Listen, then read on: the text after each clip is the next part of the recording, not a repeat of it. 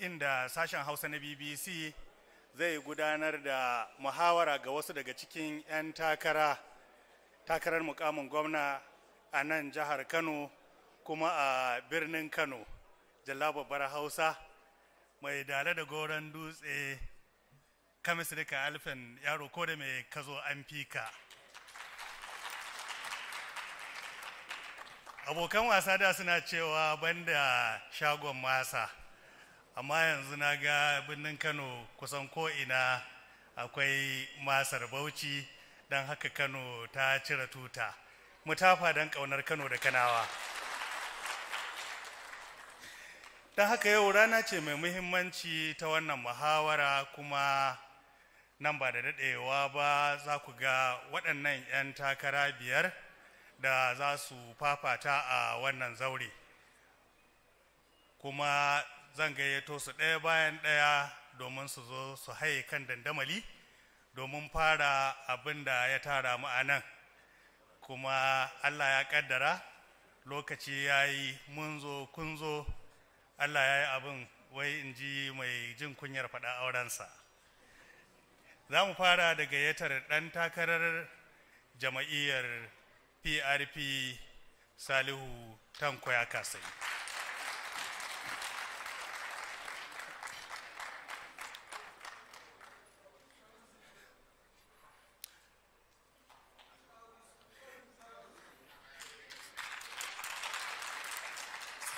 Sai kuma ɗan takarar jama'iyyar PDP Muhammad Sani Abacha.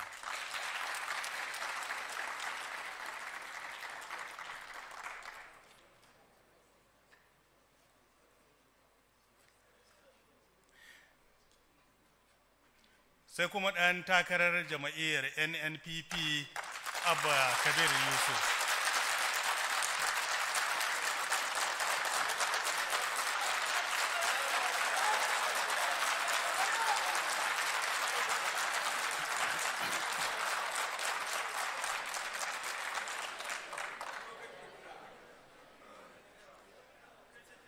Sai ɗan takarar jama'iyyar APC Nasir Yusuf Gawun.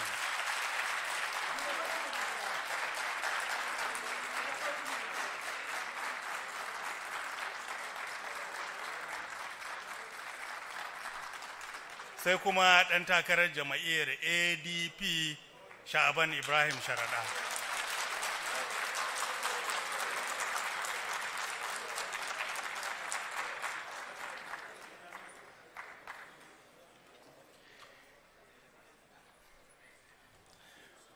To yanzu ga 'yan takara nan biyar a kan dandamali, kuma ga fili ga mai doki. Don haka mun zo gabar da za mu fara wannan muhawara. Muna kuma yi wa dukkan 'yan takara barka da zuwa. Muna yi wa baƙinmu da suka hada da shugaban jami'ar Bayero ta Kano da tawagar sauran shugabanni da jami'o'in wannan jami'a mai albarka, masu masaukin baƙi da ƙungiyoyi da 'yan siyasa da dukkan al'ummar da ta halarci wannan wuri, da kuma waɗanda suke kasancewa da mu a shafin sashen Hausa na BBC Facebook da kuma sauran kafofinmu na yada labarai da ƙawayen sashen Hausa na BBC duka da suka ba mu haɗin kai domin yaɗa wannan muhawara daga nan birnin Kano zuwa ga dukkan masu bibiyarmu a ko'ina a duniya.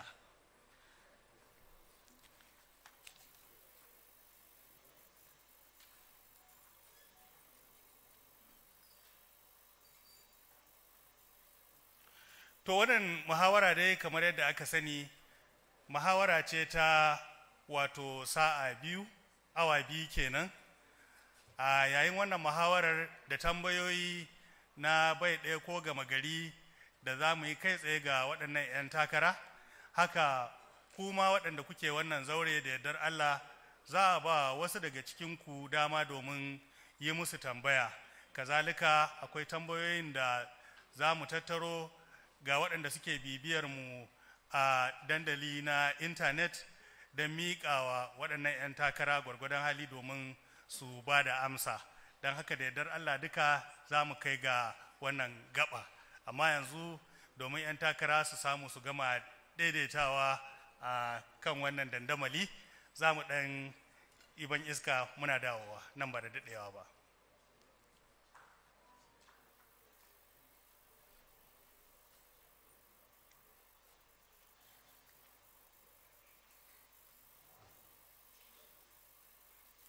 Sizzle.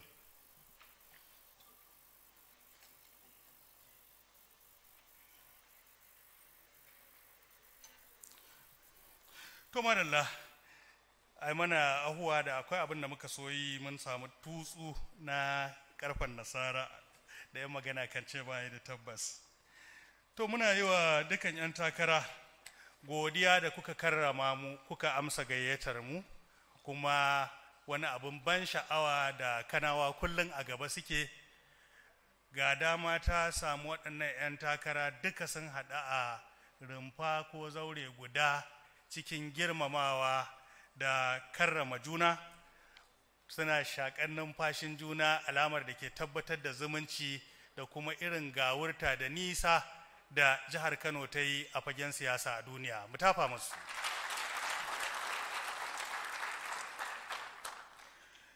To muna tunatar da kowa cewa BBC ba za ta ɗauki alhakin duk wata magana ko wani ɗan takara ko wasu masu ba da gudunmuwa za su yi a wannan zaure ba. Duka suna yi ne bisa raɗin kansu, ra'ayinsu ne na ƙashin kai, kuma muna fata yadda aka fara lafiya za a gama lafiya ba tare da kalamai na ɓatanci ko tozartawa ga wani ko wata ba. Kuma muhawarar nan kamar yadda na faɗa, an shirya ta ne domin samar da damar da su ma 'yan takara za su baje kolin manufofinsu ga al'ummar jihar Kano, yayin da ita al'ummar jihar Kano za ta yi musu tambayoyin da suke so su yi. Saboda haka dama ce da BBC ta bayar don daɗa raya siyasa, tabbatar da cewar ana siyasa ba tare da gaba ba, da kuma al'umma ta samu damar darjewa ta zaɓi na zaɓa dangane da wanda take so ya yi mata jagoranci. To amma kafin mu je ko ina, bisa al'ada zan gayyaci shi jagora wato shugaban sashen Hausa na BBC don ya zo ya yi takaitaccen jawabin maraba da kuma ƙa'idoji ko sharuɗa da suka shafi wannan muhawara da za mu fara ba tare da ɓata lokaci ba. A nan nake gayyatar Malam Aliyu Abdullahi Tanko don ya zo ya yi mana bayani akan waɗannan ƙa'idoji. Jama'a assalamu alaikum. To kamar yadda kuka sani, mun tara mutane masu kima da daraja, babu wanda aka kawo shi nan domin a ci mutuncinsa. A don haka ɗaya daga cikin ƙa'idojinmu shine ba mu yadda wani ya yi wata tambaya na cin mutunci ga wani ɗan takara ba, kuma ba mu yadda wani ya yi ihu wa na ɗan takara ba. Amma mun yarda idan mutum ya yi magana wanda ya gamsar da kai, a tafa masa amma na daƙiƙoƙi 5 kaɗai. 5 seconds kawai za a iya clapping, daga nan a bar shi ya dire. Sannan kamar yadda kuka gani akwai mashiga guda biyu, manyan bakinmu sun shigo ta nan, sauranmu mun shigo ta nan.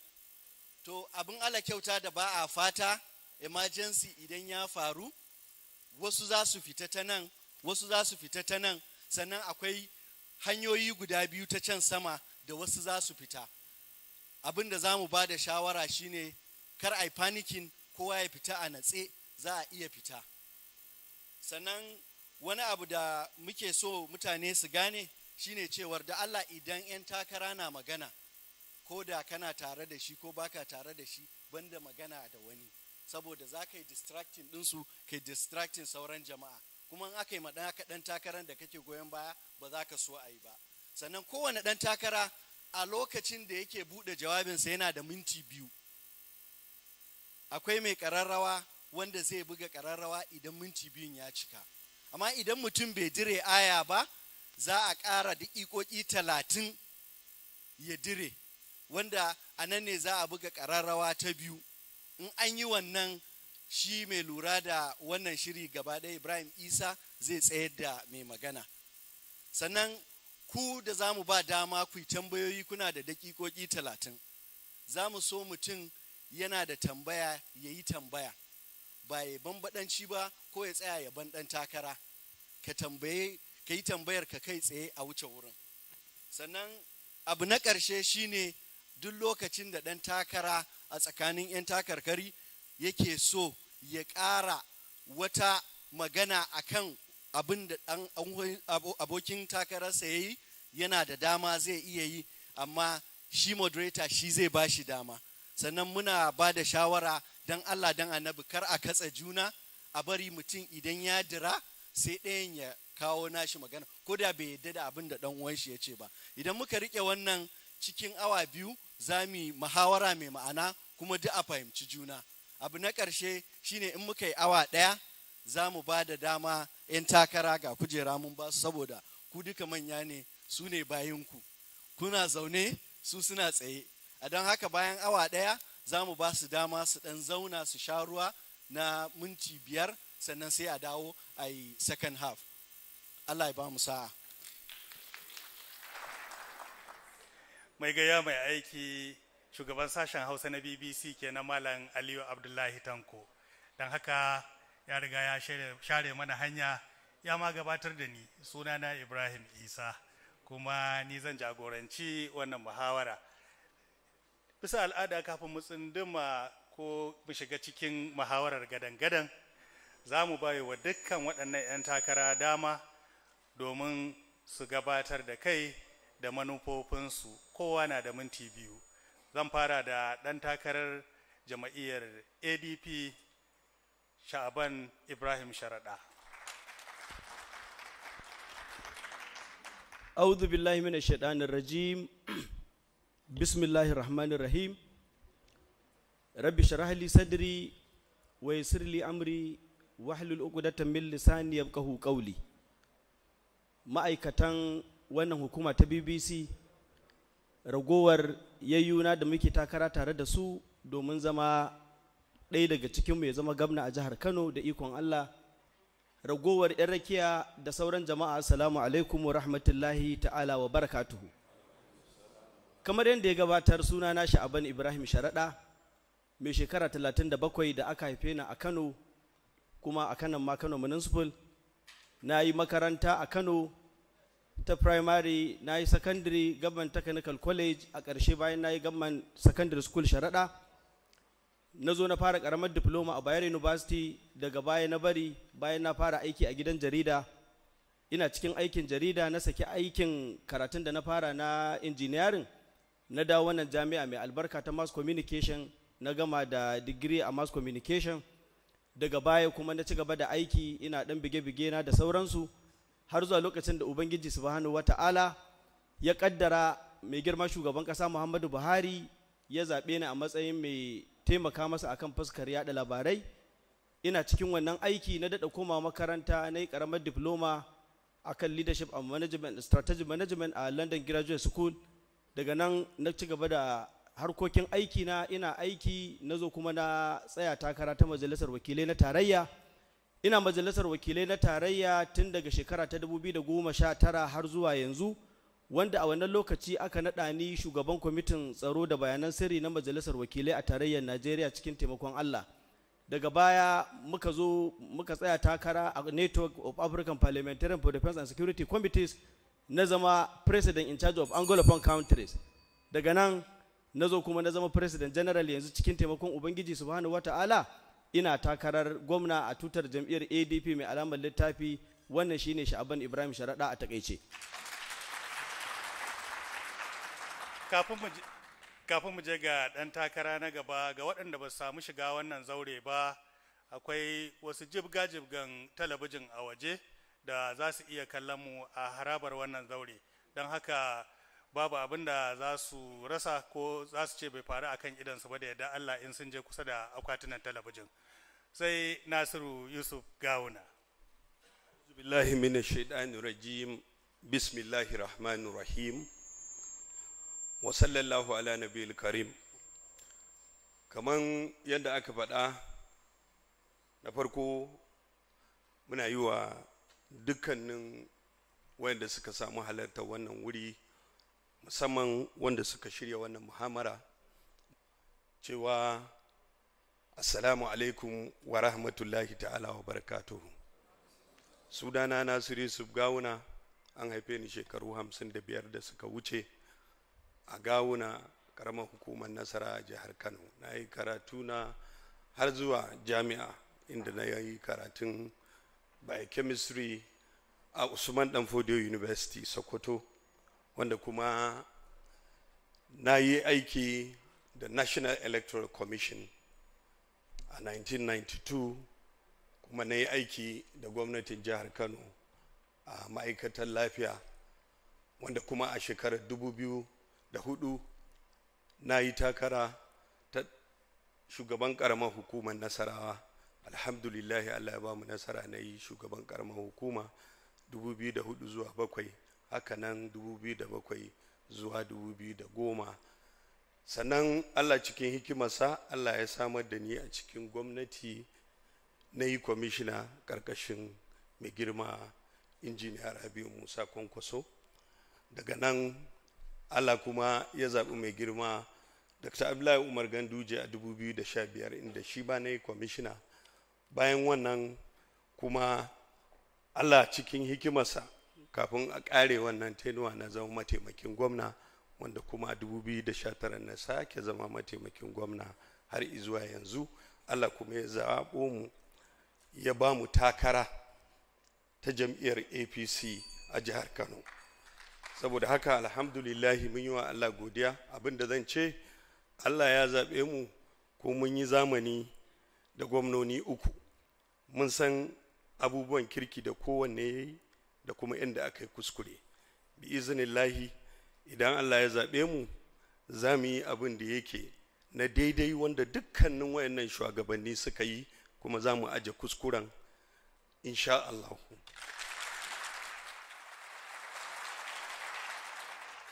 NNPP Abba Kabir Yusuf. أعوذ بالله من الشيطان الرجيم. بسم الله الرحمن الرحيم. وصلى الله على النبي الكريم. To kaman yanda masu gabatarwa suka faɗa sunayenmu, to nima sunana Abba Kabir Yusuf, wanda haifaffen wannan jiha ne, kuma ɗan shekara 60 a duniya.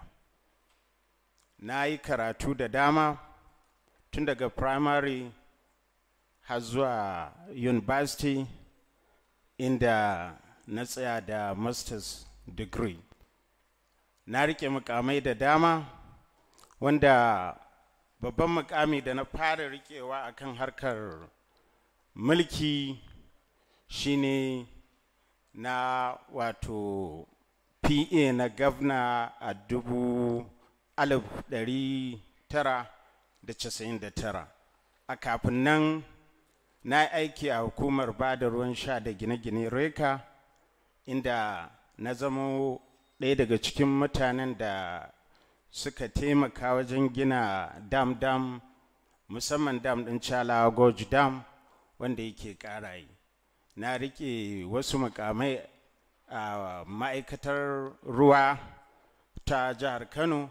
Daga nan ne na zama PA na gwamnan jihar Kano, inda na taimaka a wajen harkoki na mulki daga 1999 zuwa 2003. Bayan nan na zama PA na ministan tsaron ƙasa, wato Minister of Defense, shi ma na shekara 4, wanda daga nan ne na sami kuma na rike kujera ta chairman na Nayafa a federal government. Na dawo kuma karo na biyu, na sake zama PA, na zama principal private secretary na gwamna, na zama commissioner na ayyuka gidaje da sufuri a jihar Kano, inda cikin ikon Allah na samun experience mai yawa akan gine-gine, wanda ni ne na wuce gaba akan gine-ginen wato gadoji, flyovers da underpass da duk ake gani da tituna da sauransu. Kuma 2019 na tsaya takarar gwamnan jihar Kano, yanzu ma kuma da cikin ikon Allah. Akwai sauran dama da za a bayar na faɗa abu da dama.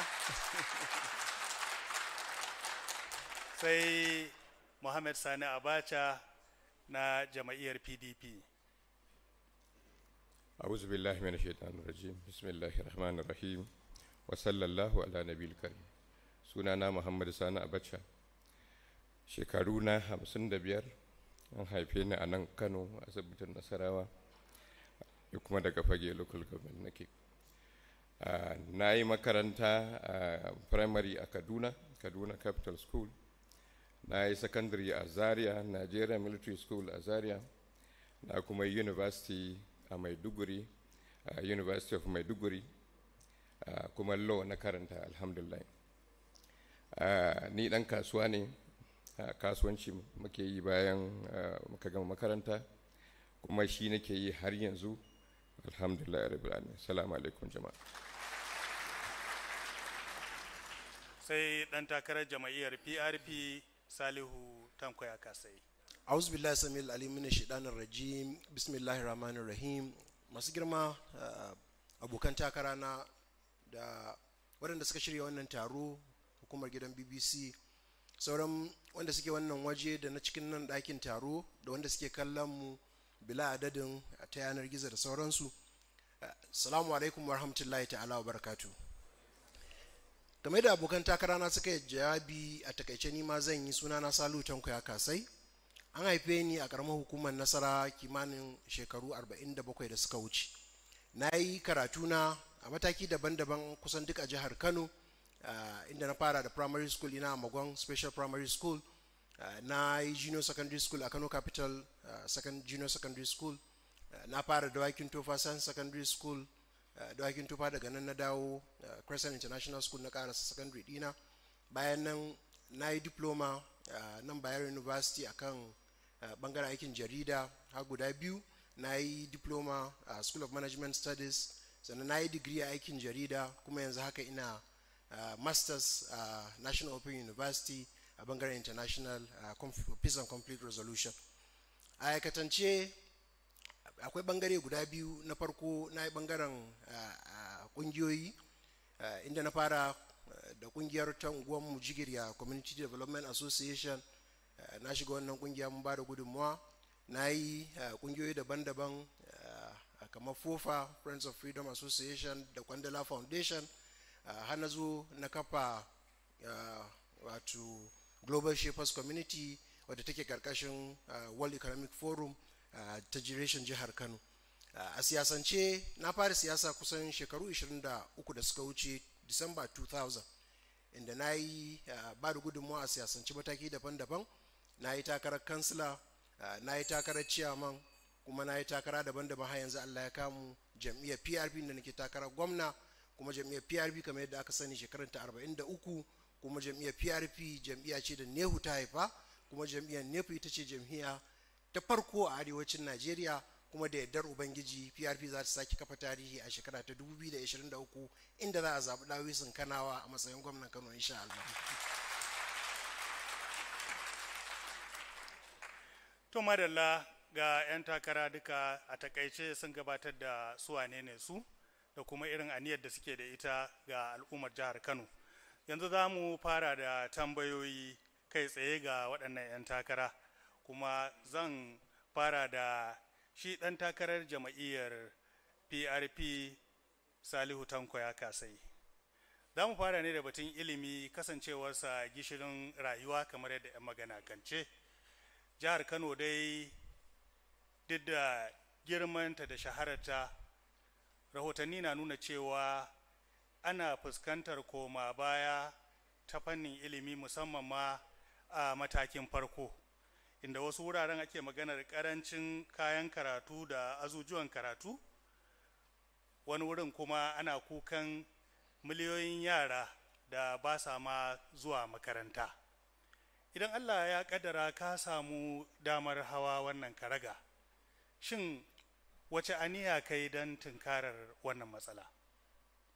To alhamdulillahi, kamar yadda ka yi bayani, ilimi kusan shine foundation ko wance jadawalin komai da za a dora akai akan ilimi ya ta'allaka.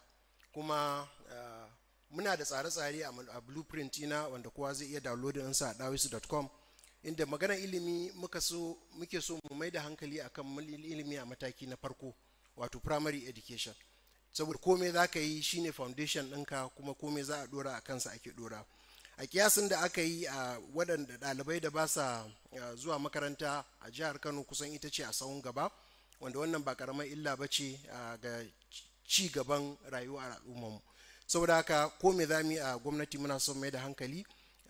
Idan ka duba za ka ga cewa ko rashin ajujuwa da ake fama da su da sauran abubuwa na koyarwa da ake bukata, za ka tarar cewa ana a karancin su. Shekara da shekaru gwamnati ta kasa kokari ta ga cewa ta warware wannan matsaloli. Saboda haka muka ɗau wannan mai bangare kuma muka ba shi muhimmanci. A gurguje bangare guda biyu da muke son ba muhimmanci a bangaren ilimi shine bangaren technical schools, daga bangaren secondary school kenan. Sannan a jami'a kuma muna son mu ƙara kuɗi wajen bangaren bincike research kenan, domin a tabbatar cewa an samu solution, mafita akan matsalolin da muke fuskanta daga cikin gida.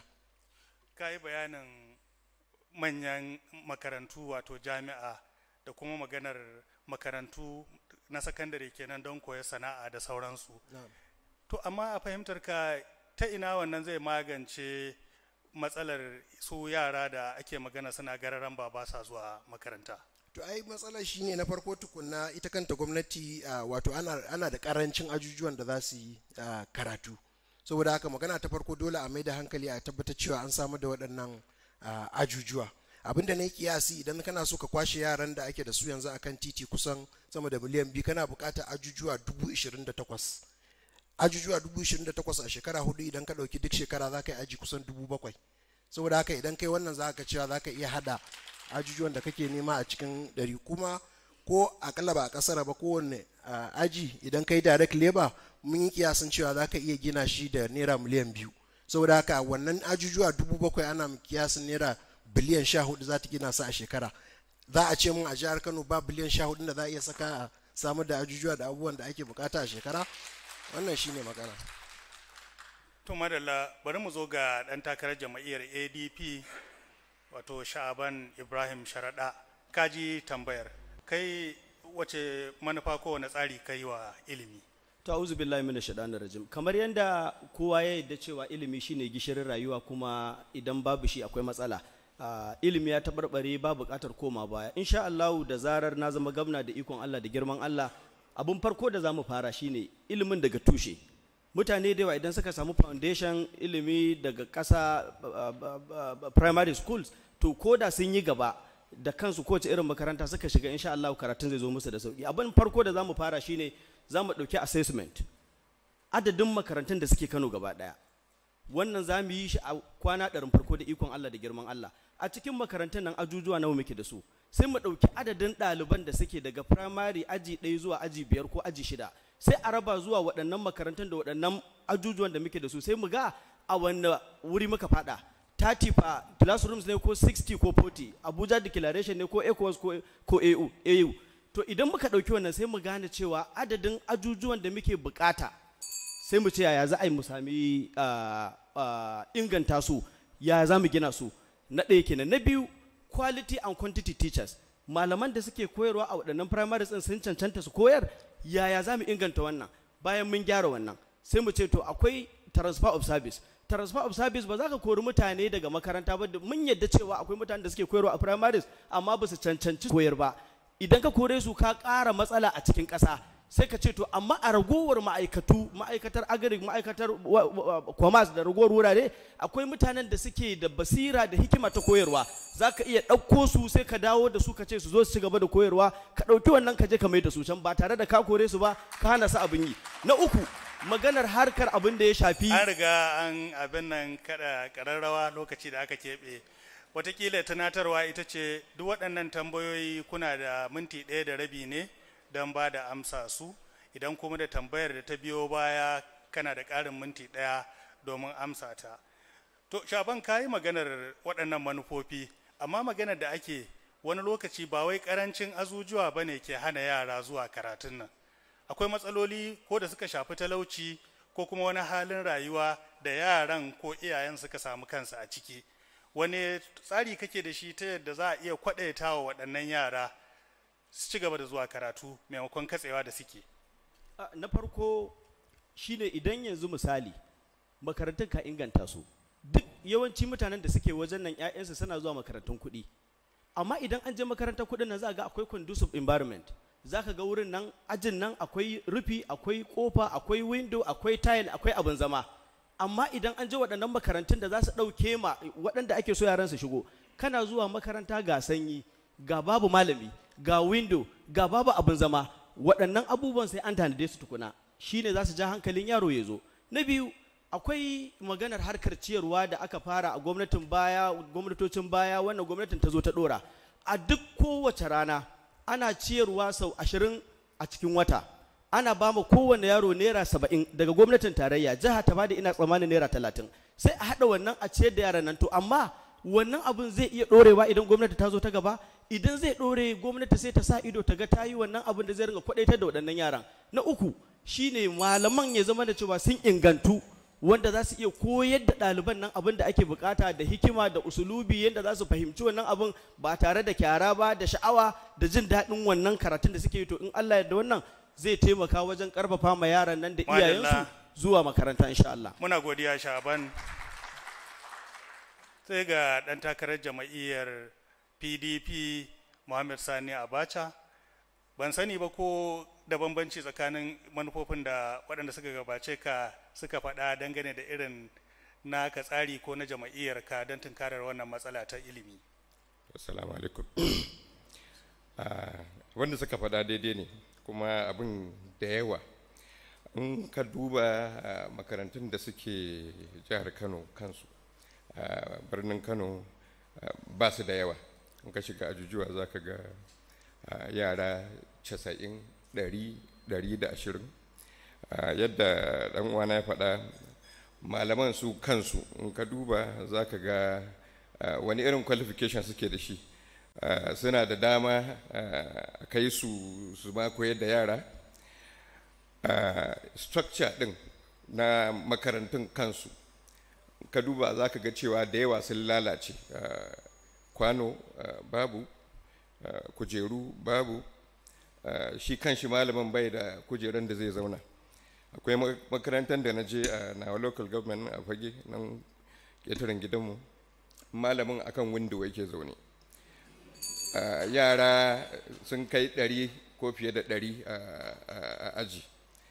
To daga ina in ba majigi zai zama ba, daga ina yaro zai fahimci ma abin da zai koya? Bugu da ƙari kuma ka dawo shi kan shi malamin yana da qualification. Na yi mishi tambaya guda ɗaya, bai iya bani proper answer ba, bai iya constructing ɗin sentence guda da turanci ba. To ban fahimta ba da me ake koya wa yaran namu a makaranta. To matsalolin suna da yawa. Salamu alaikum. To Muhammad, ka ma yi tattaki don ganewa ido watakila da bincike a irin wannan ganawar da kai da malamai da ɗalibai, watakila akan hanya kuma ko ka ci karo da irin waɗannan yara da ba sa zuwa makaranta, ko ka fahimci me yasa suke daina zuwa makaranta? To akwai fatara, akwai yunwa. Wasu iyayen suna iya ba da dama su kai yaransu makaranta, da yawa kuma ba su iyawa. To na gani gwamnati dole ta ɗau mataki a ga cewa an iya ba da dama ga al'umma. Iya abin da za a yi wa shi yaro shine a bashi ilimi na boko da kuma ilimi na arabi. A takaice in ba iya ba da wannan ba akwai matsala. Ta nan muke samun duk matsalolin da muke samu na yau da gobe. Wani ka duba shekara 20 zuwa 20 da 'yan kai ba makaranta ba, shi ya haifar da duk matsalolin da muke samu yau na daba, na insecurity, kidnapping da makamantansu, saboda ba za su iya zuwa su samu aikin yi ba. Muhammad, ba komai, za mu dawo batun tsaro duka na cikin abubuwan da za mu taɓo. Ga makocinka nan Abba Kabir Yusuf na NNPP, ya ake tunanin tunkarar wannan matsala ta ilimi da muke magana? To a'udhu billahi minash shaitanir rajim, bismillahir rahmanir rahim. Ani a gani na sha yin magana akan harkar ilimin nan. Babba abin da yake janyo matsaloli shine talauci, kuma talauci iyaye ba sa iya ɗaukan nauyin 'ya'ya, musamman da safi ciyar da su, ko kuma ba su da kayan da za su je makaranta na sawa ko kuma littattafai. So da haka mu babban abinmu shine mu ba da ilimin nan kamar yadda muka yi a baya kyauta, yadda yake iyaye za su samu walwala, 'ya'yan nan za su ci abinci, su sa uniform, su tafi da littattafai su je, malaman nan a tabbata an kyautata musu. Da yawa za ka ga cewa a yanzu misali in taimaki dan uwana, primary schools a jihar Kano muna da kusan 6,941, kuma muna da population na yara miliyan 3,446. A cikin waɗannan yaran muna da out of school wanda ba sa zuwa makaranta saboda talauci, ba su da yadda za su yi, wajen kaso 60 a wannan yanayi. Muna da drop outs wanda su ma sun daina zuwa makaranta. So da haka mu abin da muke so mu ɗauke wa iyaye wannan nauyi cikin ikon Allah, yadda yara za su samu su je. Su ma malamai yanzu za ku ga cewa da yawa malamai sun mutu, wasu kuma sun yi ritaya, amma kuma har yanzu gwamnati ta ƙi wato ɗaukan wasu wanda za a ɗauka su maikin wannan abin nan. Wannan shine babban abin. Amma Abba Kabir, kana maganar ba da ilimin nan kyauta a daidai lokacin da jihohi da dama suna maganar matsi na tattalin arziki. Shin ta ina za a yi su dabarin samo kuɗin ɗaukar irin wannan ɗawainiya? Wato in ka dakile cin hanci da rashawa a jihar Kano, ka yi wannan magani. Na ɗaya kenan. Na biyu, muna da donor agencies, wato waɗanda manya-manyan ƙungiyoyi a duniya wanda suna so abin da suke bukata kawai ka je ka neme su, ka roƙe su, za su kawo maka taimako ko na kuɗi ko na kaya. Sannan akwai hukumomi na gwamnatin tarayya kamar UBEC wanda suna ba da kuɗi na haɗin gwiwa. Idan za ka bi wannan, ka je ka karɓo wannan kuɗi, za ka zo ka nauyi na gyare-gyaren makarantu da sama musu tebura da bencina da abubuwa, kujeru wanda za a yi karatu. So da haka ni a wajena abu ne mai sauƙi, in dai ka dakile cin hanci da rashawa, kuma ka bunƙasa harka shigo da wato internal generated revenue, kuɗaɗen shigowa, ina tabbatar muku cewa in Allah yadda za mu kai ga cimma nasara. Sai Nasiru Yusuf Gawuna, kuma a tarihin kama kai wani rabo da aka ce juyi uku mai wuyar gani, kuma kai kaga zamani daban-daban na masu mulki har uku da kai aka yi. Shin a ina to wannan matsala take? Su ma ba su ga matsala ba ne, ko kuma gazawa aka yi wajen tunkararta? To alhamdulillahi, kamar yadda ka faɗa, mun ga zamani daban-daban wanda gwamnatocin nan daban-daban suka yi, kuma akalla dai shugabanni uku ake magana wanda suka yi gwamnati a wannan karni, da mai girma Malam Ibrahim Shekarau, mai girma Injiniya Rabi Musa Kwankwaso, da kuma mai girma Dr. Abdullahi Umar Ganduje. Kowace shekara idan ka duba, idan wannan gwamnati ta zo, ajujuwan da take ginawa ya fi na gwamnatin da ta shuɗe. Infrastructure da ake sawa a aji ya fi na wannan gwamnatin da ya shuɗe. Haka nan a yanzu, Dr. Abdullahi Umar Ganduje, ajujuwan da ya gina ya ninninka ajujuwan da aka gina a baya. Maganar ilimi kyauta ne yanzu, ilimi dole ne.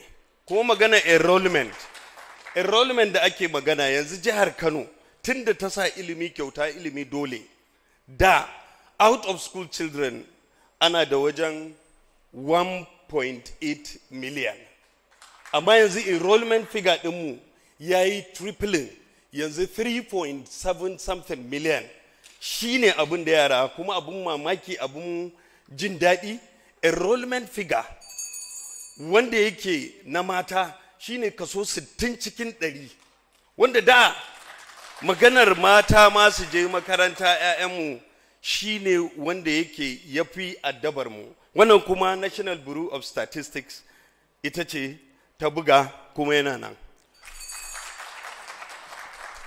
To kai wannan bayani kuma a gwamnatin ku ake maganar da karanci na waɗannan azujuwa kuma da kuma wanzuwar waɗannan yara da ake magana. Hata kanta wato harkar ko ciyar da ɗalibai akwai gunda ake maganar kamar dai ba kamar yadda aka faro ba. To menene ta kamar mecece matsalar? Babu maganar cewa ba kamar yadda aka faro ba. Na ɗaya yawa ne ya ƙaru. Kuma abin da ake ciyar wannan gwamnatin tarayya daga aji 1 zuwa 3 take contributing. Ragowar kuma gwamnatin jiha ce take yi. Idan enrollment figure ya ƙaru, yanzu da idan muna da ɗalibai miliyan 6, to yanzu ana da ɗalibai miliyan 10. Ai kaga wahala ta ƙaru. Magana ce ta cewa harkar nan ta ilimi ko kuma harka ta gwamnati wanda ya santa ya yi magana ta tsakani da Allah. Magana ce ta cewa abu ne wanda collective effort na mutanen al'ummar jihar Kano, wanda sai mun tsaya mun yi tunani, kuma kowa zai gaya maka cewa maganar kuɗin shiga, maganar wane ne, magana na ikilasi da tsarkake zuciya idan za ka yi shi ne wanda kuma in Allah ya yarda mu shi ne abin da muka sa a zuciyar mu. Akwai gunda aka za mu yi kokari mu gani. Akwai maganar cewar in har aka cire matsalar rashawa da yiwuwar kuɗin da gwamnatin jihar Kano ke samu ya iya biyan irin wannan bukatu maimakon kallon da muke kamar dogon buri ne. Kai ma kana to ai ni maganar rashawa sai in ce a ina ne ake maganar rashawan? Ni ban yarda da ita ba ma a nan. Ballantana a yi magana a cire ta, cewa ne a yi magana ta tsakani da Allah, wanda ya san gwamnati ya san gwamnati, dukkanmu gwamnati muka yi. Muna godiya Nasiru Gawuna na jam'iyyar APC.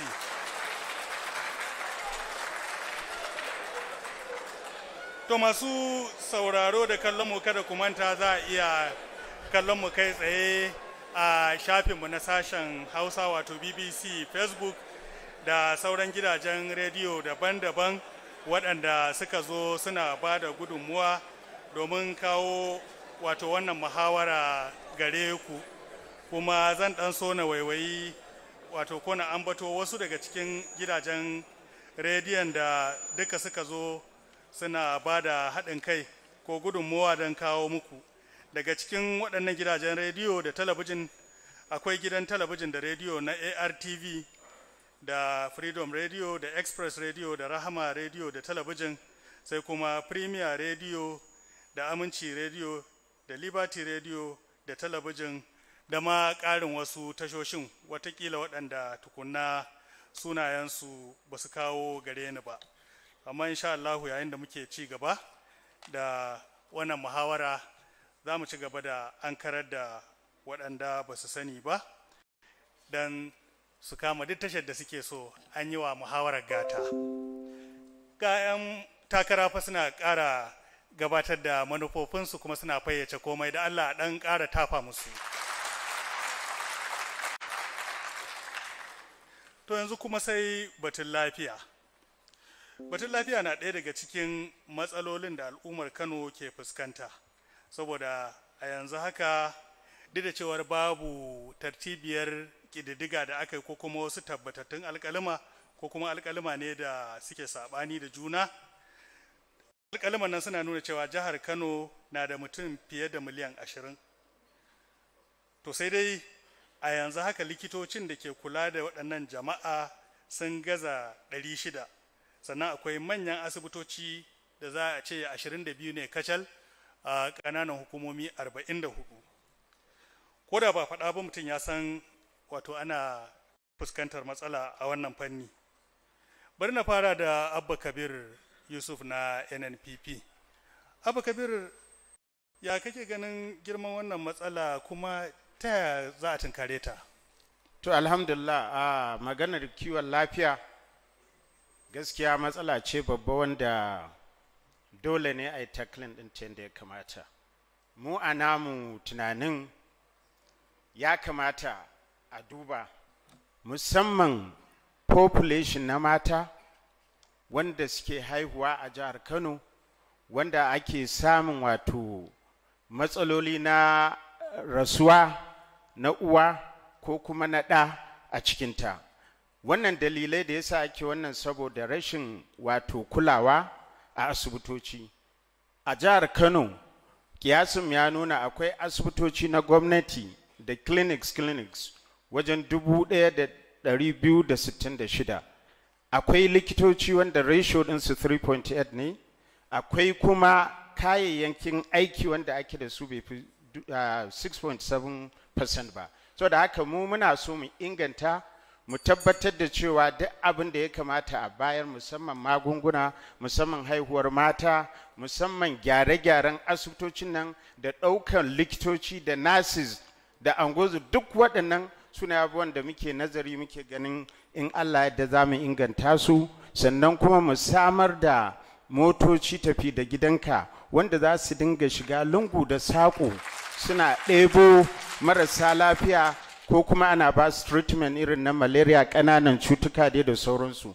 Mu a takaice wannan shine nake ganin zai yi improving ɗin harkar lafiya. Amma ba batun likita ba abu ne da kawai a kasuwa za a je a sayo a kawo ba. Ta yaya za a yi har ku iya samar da waɗannan likitoci da ake magana sun yi karanci? Wato a lokacin gwamnatin Sanata Rabi Musa Kwankwaso, da Secretary to the State Government ne na gan Rabi Suleiman, su suka ɗauki ma'aikata yara aka je aka horar da su kuma suka samu certificates mai kyau, yara wajen ina jin 100 yara 100 ina jin zuwa shi ya sani kiyasin.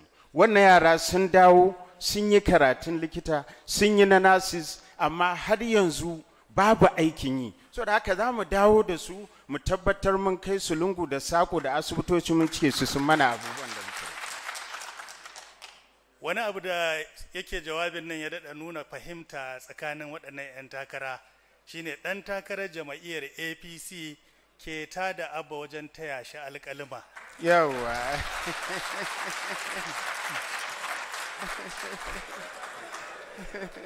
Muna godiya. Masha Allah. Da haka yanzu zan je ga ɗan takarar jama'iyyar PDP wato Muhammad Sani Abacha don tunkarar wannan batu. Na ƙara yi mana tuni game da tambayar, ana da al'umma kusan miliyan 20 da 'yan kai a Kano, amma likitoci ba su wuce 600 ba, haka ake magana, ga kuma ƙarancin manyan asibitoci. Kai wani shiri kai? Assalamu alaikum. Na farko babban matsala ce wannan da ta shafi al'ummarmu baki daya. A takaice aka duba 'yan shekarun da suka wuce babu adequate funding. Ya kamata a ce akalla kaso 20 zuwa 25 na budgetin da ake yi kowane shekara ana sa shi a health, wanda shi ne kiwon lafiyan kowa da kowa. Dole a tura yara, in a tura yara suka samu karatun kirki za a iya tura su tafi su je su koyi aikin likita. Shi ma wannan akwai karanci. Yanzu a binciken da na yi, iya likitocin da muke da su a Kano, kowane likita yana da patients fiye da 90,000, kowane likita guda. To daga ina za a fara fi sabilillahi? Dole ne asibitocin su ma a tafi a yi kokari a gyara su. Da yawansu ba a lalace suke, ba magani, musamman ma an kaje fiye da kashi 90 na maganin da ya kamata a ce ka samu asibiti babu. Nurses din ma ba a same su ba iya abin da ake bukata, balle har a ce an samu biyan bukata. Wannan a cikin birni ma kenan. In ka tafi ƙauyuka kuma za ka ga cewa daga inda masu bukatan lafiya suke zuwa inda za su je clinic din ma akwai nisa. To yaushe aka ɗauki mutum a nan aka kai shi har ya samu attention inda yake bukata har ya samu lafiya. Muhammad Abacha, ka yi batun keɓe kashi 25 cikin 100 na kasafin kuɗi ga ɓangaren kiwon lafiya. A manufofinka kai ne baiwa fifiko? Ilimi da lafiya. To wanne ne daga ciki zai samu kashi 25 ɗin? Ilimi, lafiya ce kaɗai ko duka? To in ba ka da lafiya za ka iya zuwa makaranta ne?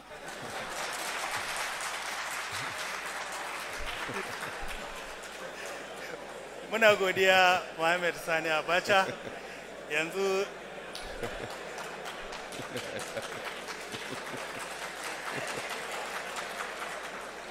za mu zo ga Shaban Ibrahim Sharaɗa na jama'iyyar ADP. Batun lafiya wani tanadi aka yi? To kamar yadda kowa ya bayani, maganar lafiya tana da mahimmancin gaske, kuma cikin taimakon Allah yana ɗaya daga cikin abin da muka bashi muhimmanci wanda za mu yi declaring state of emergency on harkar lafiya. Na farko za mu fara wato duba jadawalin yadda ma'aikatar lafiya take aiki a Kano. System ɗin baya aiki, na ɗaya kenan. Na biyu, idan ana duba dukkanin ƙasashen da suka ci gaba, ba a zuwa babban asibiti na jiha a tadda mutane ko na ƙasar a kwakwance a ƙasa babu likitoci. A'a, za a duba mazaɓa 484 muga kowace tana da cibiyar ba da lafiya a matakin farko. Haka ake yi. Bayan da za a yi kaje ka tafi babban asibiti na local government ko na zuwan ɗinku ko na jiha kawai dan kanka yana ciwo. Kuma daga lokacin da na zama gwamna, da ikon Allah da girman Allah, bayan da za a yi dan kanka yana ciwo kawai ka tafi pharmacy ka je ka sai magani ka sha. Za mu sa musu dokoki tsatsaura wanda wannan ne ya sa mutum yana wani ciwon daban sai a bashi maganin wani abu daban. Na ɗaya kenan. Idan muka samar da ƙididdiga na asibitoci na cibiyar lafiya a matakin farko a mazaɓa 184, duk mutumin da zai je bai da lafiya sai ya fara daga mazaɓar shi. Idan ya je mazaɓar shi aka duba shi, abin in yafi ƙarfin wannan mazaɓar, sannan za a ba shi referral letter ya tafi na local government. Za mu tabbatar na local government nan ya fi na mazaɓu inganci. Idan ka je local government abin nan ya fi ƙarfin su, ma'ana kenan za a samu da 144, in akwai a inganta su, in babu a gina. Daga nan idan abin ya fi ƙarfin wannan local government din, sai a turo ka na zone. Za a yi guda 3 a Kano South, Kano North, Kano Central. Waɗannan idan abin ya fi ƙarfin su, za a turo ka General Hospital ko Specialist Hospital. Na ɗaya kenan. Na biyu, to Shaban, gashi ka koro kuma lokaci na taka birki, kana maganar emergency. Shin emergency dole sai an ɗan wato kamar ko doka ta ɓaci ga wani fanni, kuma dole sai an dakatar da misali aiwatar da harkokin wasu fannoni don a bawa wani fifiko a shekarar farko ko shekara ta biyu ko kuma a wa'adi na farko ne ko watakila na biyu ake so za a yi wannan emergency? Wato abin da yake faruwa, 'yan uwana sun yi magana akan adequate funding. Ana faɗa a baki, ana faɗa a takarda, samar da isasshen kuɗi. Ina ji ko a shekarar da ta gabata gwamnatin jihar Kano ta yi ba da 24%, amma releases ɗin bai kai 15% ba. Kenan an faɗa a takarda amma ba a aiwatar ba. An ce za a baka kuɗi ba a baka ba. So za mu yi ƙoƙari mu ga idan an ba da wannan abun a takarda, sai ya zama da cewa kuma an aiwatar da shi, an ba su priorities. Ko a gwamnatin tarayya akwai ma'aikatu guda 6 waɗanda su ne post item line items wanda su ake fara ɗaukar kuɗi a sallama. Maganar ma'aikatar ayyuka, ma'aikatar ilimi, ma'aikatar lafiya, wannan bai kamata a yi wasa da su ba.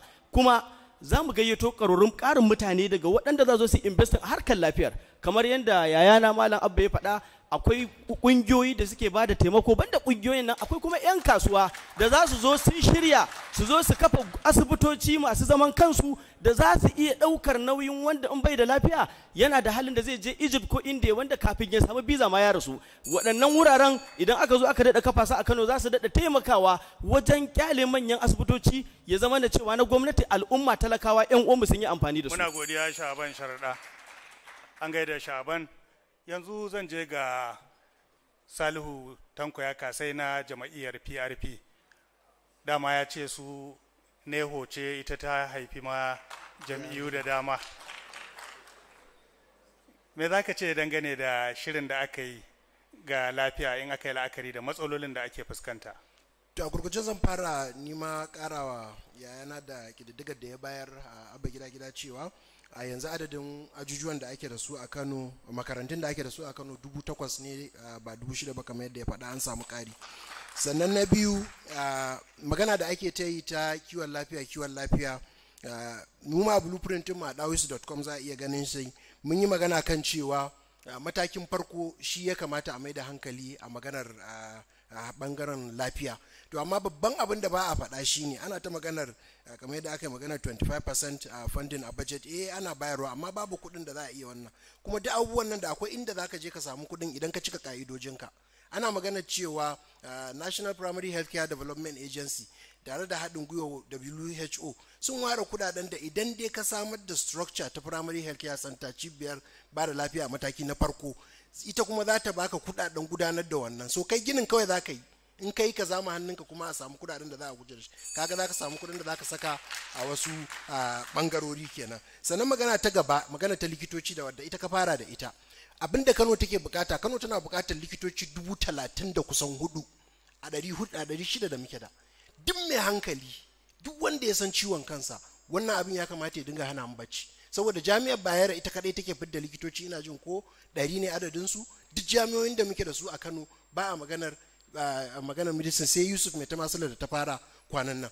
Saboda haka babban abin da muke so mu yi mun zo a bangaren samar da likitoci shine a samar da haɗin gwiwa tsakaninmu da jami'o'i masu zaman kansu, domin cewa a dinga yin medicine muna samun likitoci da dama. Sannan kuma uwa uba shine a gyara welfare ta ma'aikatan lafiya, wanda shine yake hana su zuwa aiki. A daidai kamar a wace gaba kake tunanin fara tunkarar wannan matsala? Kwana 100 na farko ne koya? A ina zai yi magana ta gaskiya a kwana 100 na farko, amma mu yadda za a san cewa da shirin muka shigo harkar takarar nan, babu bangare da bamu riga mun tunkare shi ba mu fara maganarsa. Already wannan magana da ake mun riga mun fara zabar waɗanda za mu yi mu'amala da su. Da zara an ci zabe kafin swearing in za mu je mu samu waɗannan mu sake zama da su. Sannan da zara an swearing in sai magana implementation, inda za mu zo mu fara ganin da wanne za a fara. Muna godiya. Mun zo ga Nasiru Yusuf Gawuna na APC.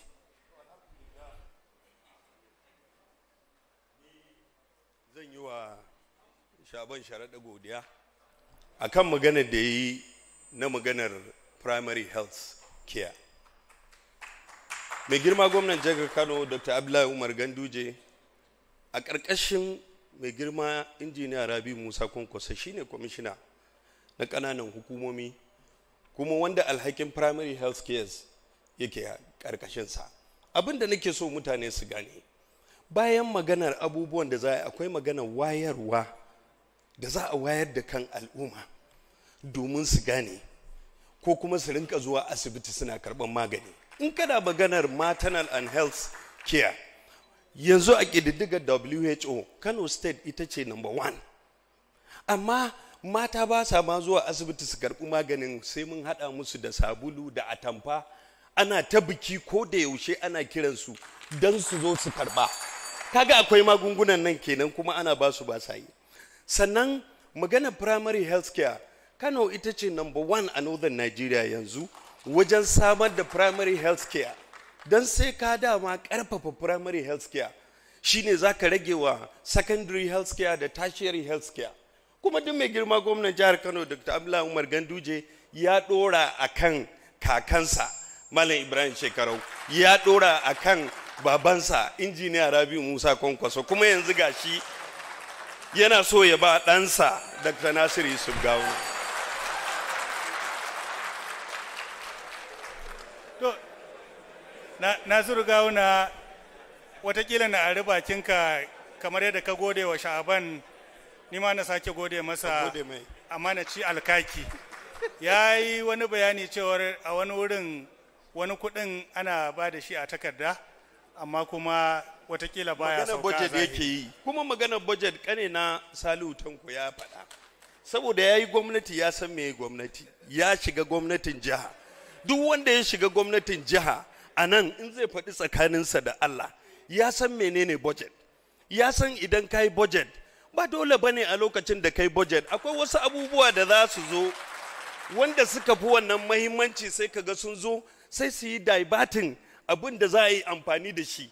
Ko a jami'an nan yanzu ga vice chancellor a nan, zai yi budget ɗinsa, idan ka tambaye shi budget ɗinsa baya iya cika up to 50% na budget ɗinsa har a gama amma kuma shekara. Amma gawuna babu wata hanya da za a bi domin katse irin wannan. Shi ne hanyoyin da ake cewa ingantawa. Duk wani ɗan takara da zai ma magana ce ta ingantawa. Babu maganar a ce wai wane ya kasa wane bai yi ba. Magana ce ta ingantawa, mu yadda cewa sai mun haɗu collectively. Menene abin nan? Al'ummar jihar Kano ake so a yi wa aiki. Mu yadda mu zo mu haɗu gaba ɗaya, wanda Allah ya bawa ya zo a taimaka gaba ɗaya. Ba mu koma gefe ba muna cewa wane bai yi ba wane bai ba. Kai ka kawo sanin naka da ilimin naka, tunda bayarwa ta Allah ce. In ya bayar kuma ba mai kwacewa. Amma Nasiru, yadda kake da kishi da kuma shirin rungumar a haɗa kai ɗin nan, yanzu yin anan aka ce ko za ka haƙura da takarar nan ka bar wa wani daga cikin waɗannan, za ta yiwu? Idan mutane gashi, ai me yasa ka tara mu? Ai abin da yasa ka tara mu ka ce mutane su faɗa. Wallahi duk wanda Allah ya zaɓa za mu bi shi kuma za mu ba shi shawara ta tsakani da Allah.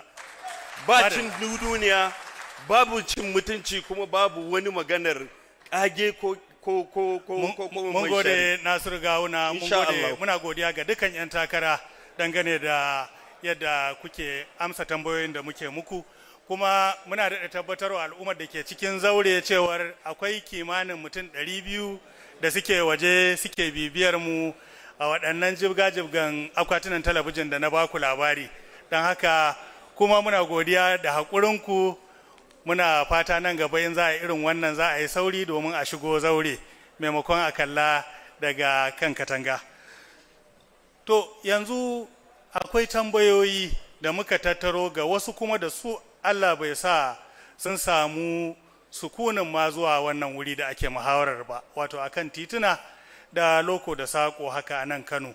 Kuma za mu saka bidiyon waɗannan tambayoyi domin ku 'yan takara ku ji su, kuma daga nan insha Allah za mu ba ku damar ba da amsa.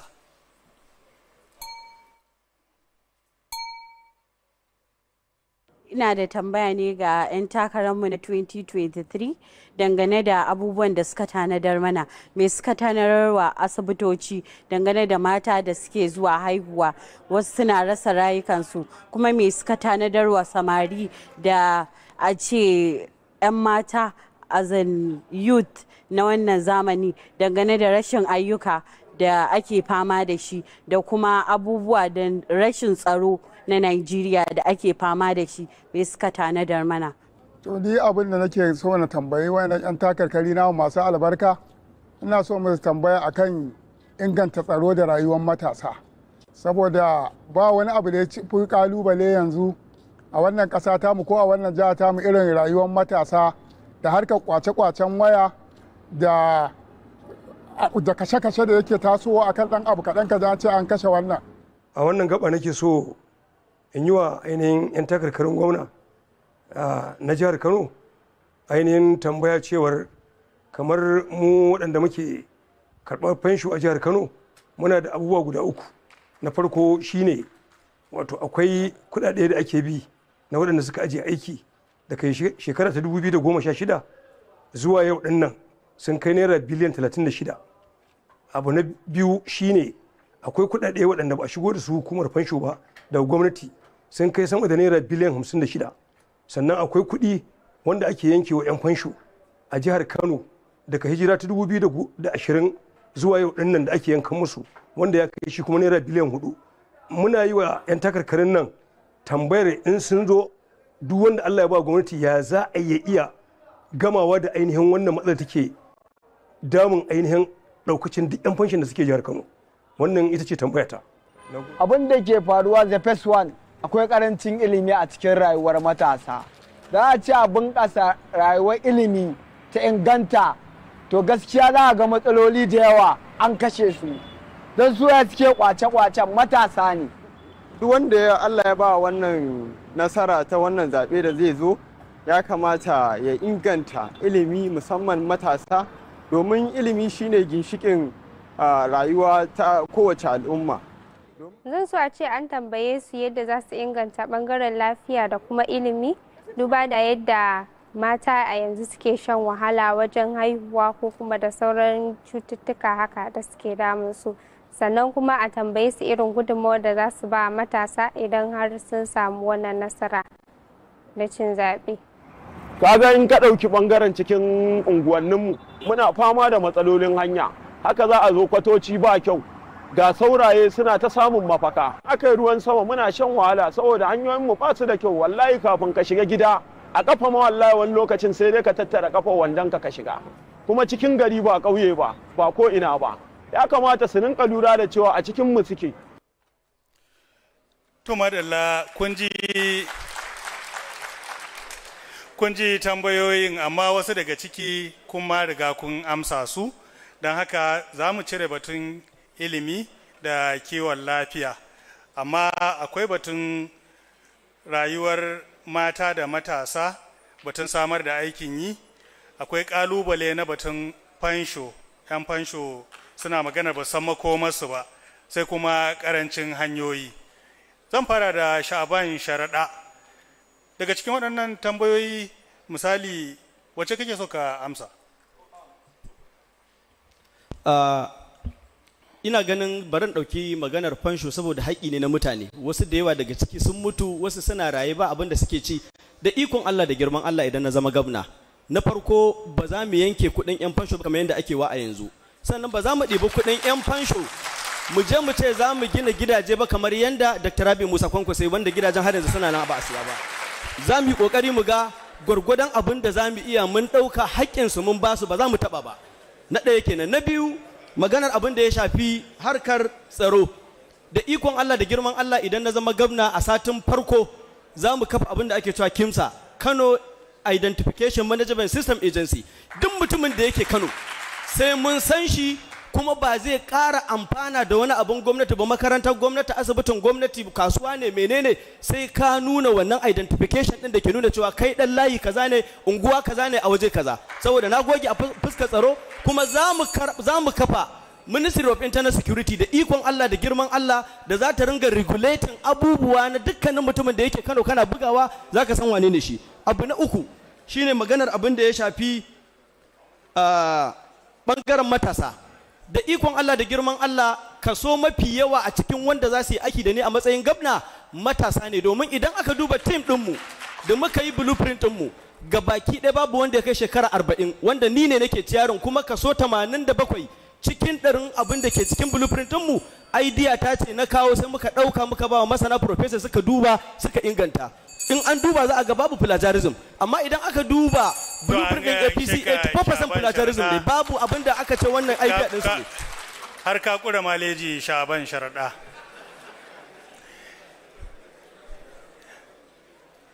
Abba Kabir Yusuf na PDP. Amma ahuwa. Abba Kabir Yusuf na NNPP. Wai sabo da yi gawa da gatsine, kuma ko ba komai watakila idan aka wayoyi baya, ai shi Salihu Tanko ya kasai cewa ya ma kusan kowa ne hoce ta haife shi. Da haka ai mun ahuwa, Abba Kabir Yusuf na NNPP mai kayan marmari. To alhamdulillah, a wannan tambayoyi da aka yi, nima na daidai shine harkan matan nan ya kamata su sani cewa muna sane da su, kuma za mu bunƙasa hanyoyin sana'o'insu. Sannan kuma akwai wani abu da muka fara wancan lokaci na auren zaurawan nan, wanda yake zai kare dukkan illoli na ake da su, wannan za mu ɗau nauyin wannan. Sannan kuma harka ta pensioners kamar yadda Shaban ya faɗa, ita ma abu ce mai matukar muhimmanci. Muna tabbatar da pensioners mun yi musu tanadi ta yadda za a dinga biyan su a kan lokaci, ta yadda duk waɗannan kuɗaɗen da gwamnati take yanke musu babu gaira babu dalili, sai mun bincika kuma sai mun ga hanyoyin da za a dawo musu da wannan. Akwai magana ta da aka yi ta matasa, wanda dama za ku ji theme ɗin mana ina matasa. Matasa sani cewa muna da abubuwa, musamman mun kirkiro makarantu 26 wanda yanzu ba sa aiki za mu farfado da su mu koya matasa sana'o'i a hanyoyi dama wannan ba sai na yi magana ba insha Allah an san za mu yi su. To madalla sai Salihu Tanko ya kasai na PRP. To alhamdulillah gaskiya wannan tambayoyi ne masu ma'ana kuma na farko dai zan ce maganar fensho gaskiya to in aka tabo bangaren fensho gaskiya gwamnatocin baya sai dai su kyale mu PRP jam'iyyar talaka mu zo mu warware wannan matsala saboda duk su suka jefa 'yan fensho a cikin halin da suke ciki a yanzu. Magana ta biyu maganar matasa, shi matashi shi ya san ciwon matashi saboda haka mu gwamnatin mu ta matasa ce kuma da yardar ubangiji duk wata matsala ta matashi mun santa ba sai an gaya mana ba. Magana ce ta rashin aikin yi, magana da muke a bangaren aikin yin shine a samar da skills acquisition center a maza a unguwa a local government, abinda wannan local government ta kware tana yi a samun musu da center da za su je su koyi wannan sana'ar, ba kamar yadda yanzu gwamnatin Kano ta yi abu mai kyau skills acquisition center amma a kai shi wajen gari ba, kuma har yanzu kusan shekara 4 ina ga ba bude shi ba. Kaga wannan mutane ba su mora ba. Sannan magana ta gaba shine kansa a makaranta bai kamata ka shiga ka fita ba baka koyi sana'a ba, saboda haka daga secondary school JS1 zuwa SS3 duk ɗalibin da yake zuwa secondary school zai koyi sana'a a makaranta, da wanda za a koya musu vocational skills, da wanda za a koya musu abin da ake kira 21st century skills, sai harkar coding, sai harkar programming, sai harkar computer. Ya zama na cewa Kano ta yi sawun gaba a Najeriya akan maganar 21st century skills, saboda haka waɗannan abubuwan da bangaren matasa su zami. Mata kuwa dama maganar sana'a ita ce a sahun gaba, abinda suka kware suna cikin gidansu su zo a inganta musu shi, sannan a samu musu jari, ba koya musu sana'a ka basu ba jari ba. To madalla, da zan kira Nasiru Gawuna amma zan bari daga dan wasu daga cikin yan takarar naga kamar suna dan rabar dangaka haka, bari idan Muhammad Sani Abacha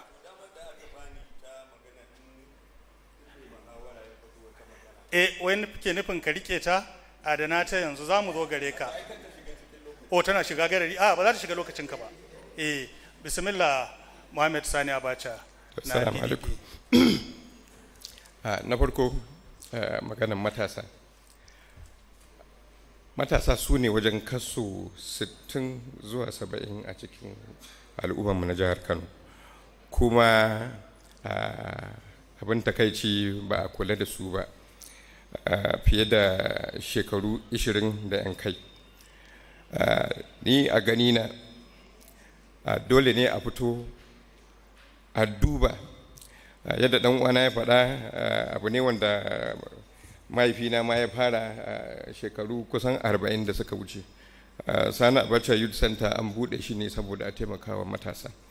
A lokacin da aka buɗe shi an kawo mashinoni da yawa da injina na printing da a lot of acquisition dai na skills da yawa wanda za a koya matasa wanda ba su samu dama sun je makaranta ba, ya zama da cewa dai in suka fita da safe suna da gurin da za su je su koyi karatu ko kuma inda za su je su yi wannan sana'a su dawo gida. Ta nan za a samu kwanciyar hankali, ta nan za a samu security, ta nan kuma za a samu inda za a bunƙasa su. Kaga kuma matasa su ne masu ƙarfi, su ne za su iya zuwa gonaki. In ka duba ka gani yanzu Kano tana da dam fiye da 20. Da yawa a cikin dams nan ba su da amfani saboda ba a yi magudanar ruwa ba, ba a yi duk abubuwan da ya kamata ba a ce an bunƙasa su. Ta nan za a samu matasa da yawa da za su fita su tafi nan gonakinsu su iya kokarin da za su yi. An ka duba ka gani Kebbi State kuma bai ba da damar da za ka kara waɗannan alƙaluma ba, muna godiya. To Nasiru Yusuf Gawuna, kamar yadda na yi ma alkawari kana da ma minti 2 da rabi kenan yanzu domin duba wadda kake so ka amsa a cikin waɗannan tambayoyi da martani ko raddi da kake so ka yi. Ba martani ba ne ko raddi. Sanarwa ce zan yi wa ɗan uwana Salihu Tanko ya sai cewa Skill Acquisition Center tuni an buɗe ta, kuma akwai ɗalibai a ciki wanda suke yanzu samun wannan skill acquisition, wanda an buɗe portal ɗin da aka buɗe shi DG na campaign ɗina a ƙarƙashin ofis ɗinsa aka buɗe portal wanda mutane suka nema kuma aka tantance su ba tare da sanin kowa ba, aka ɗauke su aiki, kuma wanda yanzu suna nan in sun gama kuma za a yaye su. Sai maganar matasa da magana aiki, matasa da mata ɗaukan koya musu sana'a. A lokacin da ina kwamishinan gona a ƙarƙashin mai girma injiniya Rabi Musa Kwankwaso, a ƙarƙashin ma'aikatar gona mun kyankyashe mutum 9,900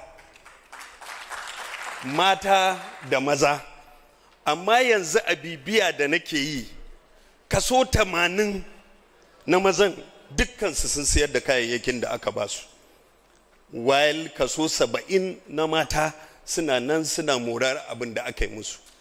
A wannan gwamnatin lokacin da muka shigo daga 2015 zuwa yanzu an yi empowering 14,500. Da kwarewa da muka samu na wancan al'amarin da ya faru cewa matasan suke sai da kayayyakin da aka basu, yanzu akalla mun samu kaso 50 wanda ba su sayar da kayayyakin ba, mata kuma mun samu kaso 80 wanda suna nan suna amfana. Saboda haka magana ce ta su kansu matasan.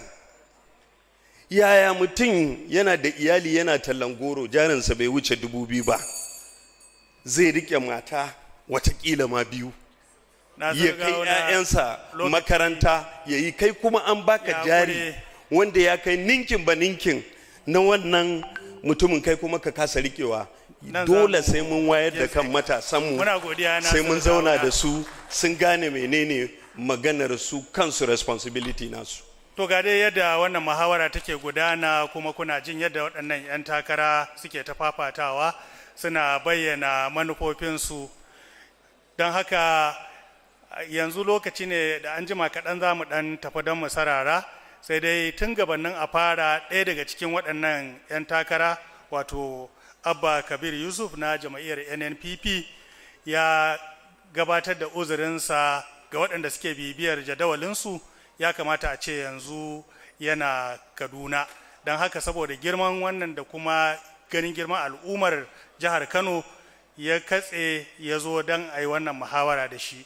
Saboda haka yana neman zarafin wucewa don ya je ya ci gaba da waɗancan hidimomin, amma kuma ya nuna a shirye yake zai ba mu amsoshin wasu tambayoyin ko da a rubuce kafin ya wuce.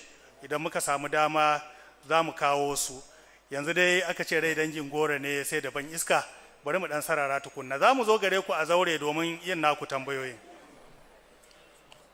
Lokaci yayi, zaɓukan Najeriya sun karato. Sashen Hausa na BBC ya shirya muhawara na gwamna a jihohi 5 a arewacin Najeriya, daga Kano sai Kaduna sai Katsina sai Bauchi sai mu karkare da birnin Shehu wato Sokoto. Lokaci ne da za mu ba ku yi wa 'yan takara tambayoyi kai tsaye, ku ji daga bakinsu me suka tanadar muku a matsayinku na al'umma a jihohin nan. Dama ce kuma ga waɗannan 'yan siyasa su tallata hajarsu domin ku siya. Ba wai muhawarar gwamnoni ba, a cikin shekarun nan muna da shirye-shirye na musamman da muke ta watsa muku a shafukan sada zumunta.